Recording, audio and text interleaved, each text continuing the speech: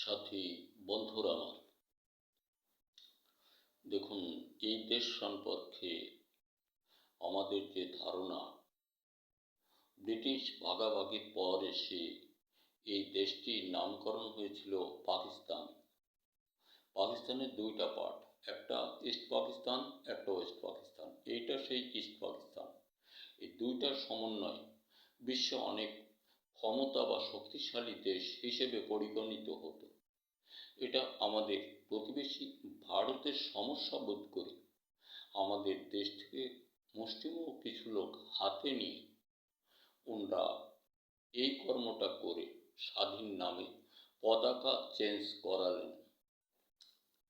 করাইয়ে তার স্বাদ আস্বাদন করছেন আজ ৫৫-৫৬ বছর, মাঝে ১৮ মাস বাদ গেছিল।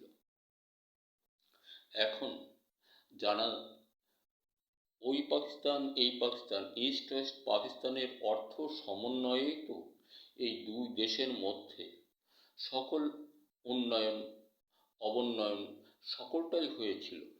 তাহলে ইস্ট পাকিস্তান বা এই বাংলাদেশের অধিকার বা অর্থ বিনিয়োগ তো আজও পাকিস্তান আছে, যেমন জায়গা জমি ভূমি অফিস আদালত কোর্ট কাচারি, যেটাকে বলেন পারমাণবিক বোমা সহ সকল যন্ত্রাংশ অস্ত্রাংশ সকল মানুষের শ্বাস নিঃশ্বাস প্রশ্বাসে বয়ে যাচ্ছে।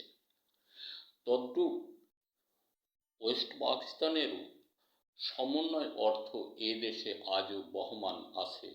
আজও সেই নদীনালা খাল হিলে বিলে চন্দ্রসূর্য গ্রহ নক্ষত্র এবং সে সময়ের মানুষ, এটা তো জ্বলন্ত প্রমাণ বিশ্বদেবে। তাহলে আজকে সেই ইস্ট পাকিস্তানকে বাংলাদেশ নামকরণ করে তারও যদি প্রতিবেশী সেই ভারত দখল করে নিতে যায়, বলুন, তাহলে কি ওয়েস্ট পাকিস্তান নীরবে থাকবে? না, সুযোগ সন্ধানী হবে এই দেশটাকে আবার পাকিস্তানে পরিণত করার জন্য। এটা আমরা অজ্ঞান মানুষ, মূর্খ মানুষ, চাষি মানুষ, আমরা তো এত বুঝি না। একটু নেট দেখি, গায়ের জোরে কথাটা বলছি না, সকল কথাগুলির মধ্যেই বোধ করি এটা বর্তমান সময় বিভিন্ন ইতিহাস প্রমাণ করে। তাহলে বলুন, আমার ক্ষুদ্র জ্ঞানের কথায় একবার ভাবেন, ভেবে দেখেছেন কি হবে পরিণতি?